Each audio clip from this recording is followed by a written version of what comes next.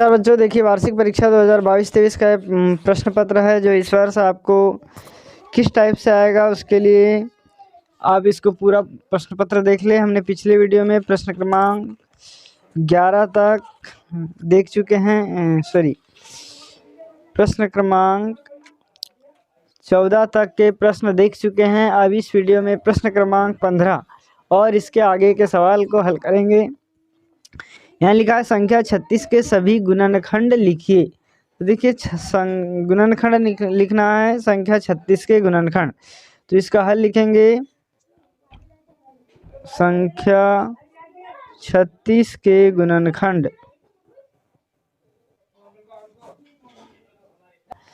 देखिए इसके गुणनखंड में हम लिख सकते हैं, पहला 9 चौ 36, ठीक है। और लिख सकते हैं 3 गुणित 3 गुणित 4, या लिख सकते हैं 3 गुणित 3 गुणित 2 गुणित 2। और क्या लिख सकते हैं 18 गुणित 2, 18 दूनी 36। और लिख सकते हैं 12 गुणित 3, 12 36, ठीक है। या लिख सकते हैं 36 गुणित 1। इस तरीके से फ्रेंड्स इसके सभी गुणनखंड हम लिख सकते हैं। तो ये इतने सारे इसके गुणनखंड है। इसके बाद अगला क्वेश्चन देख लीजिए। अगला प्रश्न लिखा हुआ है कि निम्नांकित जादुई वर्ग को 46 से 54 तक की संख्याओं से इस प्रकार भरिए कि प्रत्येक पंक्ति का योग 150 हो। 46 से 54 तक की संख्या यहाँ पर भरना है और प्रत्येक पंक्ति इस तरीके से पंक्ति का योग कितना होना चाहिए, 150 होना चाहिए। तो फ्रेंड्स इसको इस तरीके से भरेंगे। देखिए यहाँ पर पहले कॉलम में 48 आ जाएगा, ठीक है। 48 फिर 52 और फिर 49, तीनों को जोड़ेंगे तो ये हो जाता है 150। फिर ये 46 है, फिर यहाँ 54 और इसमें 50, तो ये हो जाएगा 150।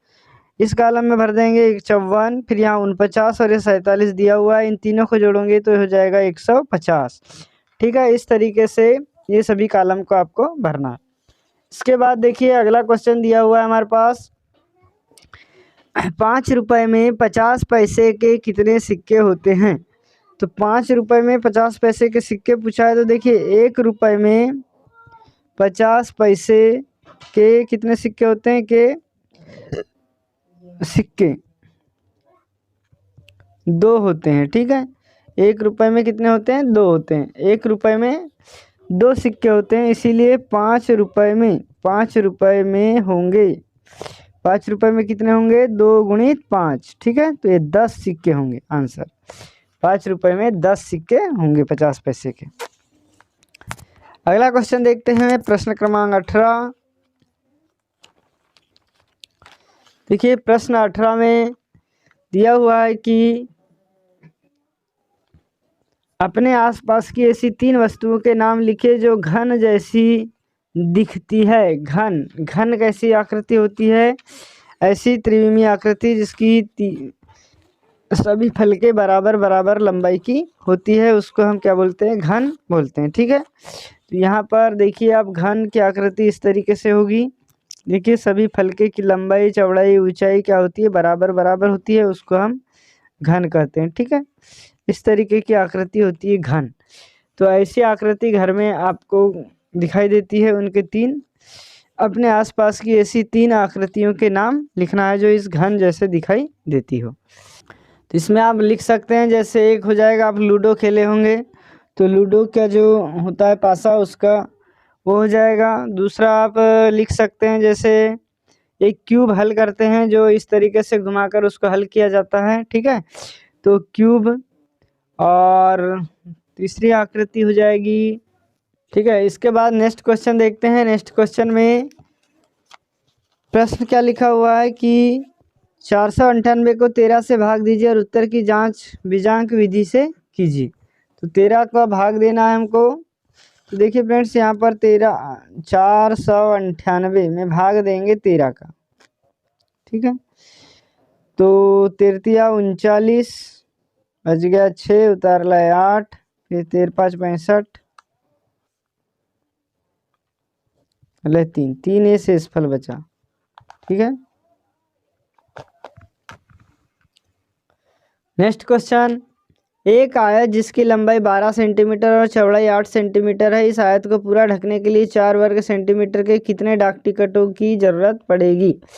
तो इसमें हमको क्या करना है कि इस आयत का क्षेत्रफल निकालना है और आयत का क्षेत्रफल निकालने में इस डाक टिकट 4 सेंटीमीटर वर्ग सेंटीमीटर के जो डाक टिकट है उसका भाग दे देंगे, तो जो डाक टिकटों की संख्या का पता चल जाएगा। देखिए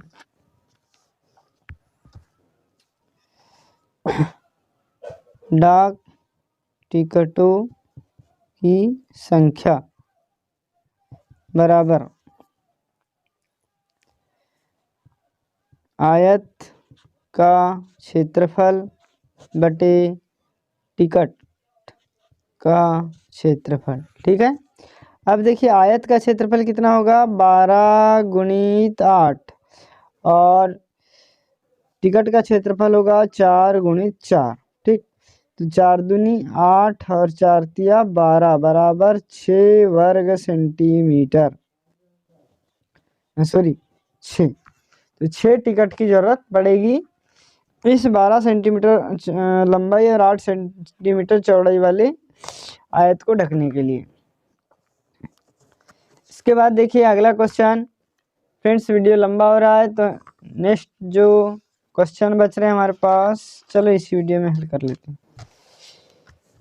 इसमें लिखा है नीचे दी गई घड़ी के समय को देखकर बताओ कि सुइयों से किस तरह का कोण बन रहा है, समय भी लिखा हुआ है। देखिए यहाँ पर किस तरह का कोण का प्रकार और समय। अब देखिए ये है न्यून कोण, ठीक है, क्योंकि यहाँ पर जो कोण बन रहा है, एक सेकंड, क्योंकि 90 अंश से कम का कोण बन रहा है। देखिए यहाँ पर 90 अंश से कम का कोण बन रहा है, इसीलिए कोण का प्रकार हो जाएगा न्यून कोण और समय हो जाएगा 7:25। ठीक है, इसमें देखिए 90 अंश से अधिक का कोण है, इसीलिए अधिक कोण है। ठीक, और अधिक कोण यहाँ आ जाएगा अधिक कोण और समय हो जाएगा 9:10। इसके बाद नेक्स्ट है एक आयताकार खेत की लंबाई उसकी चौड़ाई का तिगुनी है, यदि चौड़ाई 20 मीटर है तो खेत का परिमाप ज्ञात कीजिए। तो खेत का परिमाप ज्ञात करने के लिए देखिए यहाँ पर हमारे पास दिया हुआ है लंबाई और चौड़ाई में संबंध। अब देखिए यहाँ क्या लिखा, आयताकार खेत की लंबाई चौड़ाई से 3 गुनी है, मतलब लंबाई कैसी है, लंबाई बराबर चौड़ाई गुणित 3, चौड़ाई से 3 गुनी है तो लंबाई बराबर चौड़ाई गुणित 3। अब यदि चौड़ाई 20 मीटर है, चौड़ाई कितनी है 20 मीटर है, दिया है चौड़ाई बराबर 20 मीटर, तब लंबाई कितनी हो जाएगी 20 गुणित 3 बराबर 60 मीटर। ठीक है, अब क्या बोला है खेत का परिमाप को, परिमाप का मतलब देखिए खेत इस प्रकार आयताकार होगा तो ये लंबाई 60 मीटर हो गई और चौड़ाई 20 मीटर, तो टोटल जो परिमाप हो जाएगा परिमाप बराबर कितना हो जाएगा 2 गुणित 60 धन 20। ठीक, या इसको आगे हल कर देंगे तो यह 80 गुणित 2 बराबर 160 मीटर आंसर। तो इस तरीके से इसको आपको हल करना है। नीचे दिया हुआ है, नीचे दी गई आकृति 1 सेंटीमीटर भुजा वाले वर्गों से बनी हुई है और ए बी का क्षेत्रफल ज्ञात कीजिए और बताइए कि किस आकृति का क्षेत्रफल अधिक है। इन दोनों में बताना है क्षेत्रफल किसका अधिक है। तो देखिए 1 2 3 4 डब्बे हैं और इधर 1 2 3 4 5 6 डब्बे, 6 चौके 24। पहली आकृति का जो क्षेत्रफल होगा 24 होगा। ठीक है, इसका क्षेत्रफल 24 वर्ग इकाई। इसका गिन लेते हैं 1 2 3 4 5, 1 2 3 4 5, इसका होगा 25 वर्ग इकाई। देखिए आकृति बी का क्षेत्रफल अधिक है और 1 वर्ग इकाई अधिक है। ठीक है, लास्ट क्वेश्चन देख लेते हैं। प्रश्न क्रमांक 24, एक टैंक में 200 लीटर पानी भरा हुआ है, 30 टैंकों के अंदर कितना पानी भरा जा सकता है।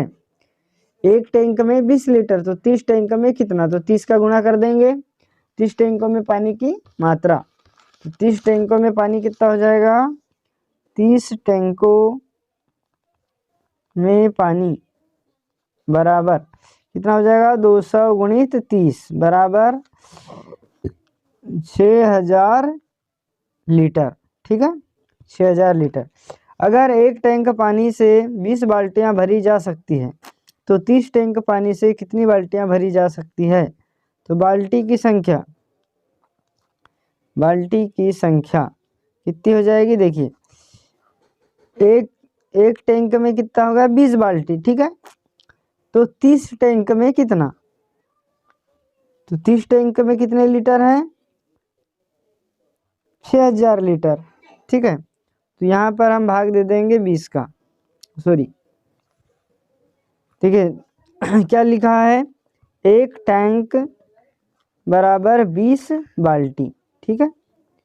तो 30 टैंक बराबर हो जाएगा 20 गुणित 30 बाल्टी, ठीक। तो ये हो जाएगा 600 बाल्टी, मतलब कुल मिलाकर 600 बाल्टियां भरी जा सकती हैं। तो बच्चों इस तरीके से कक्षा 5वीं का गणित का पेपर संपूर्ण हल हुआ।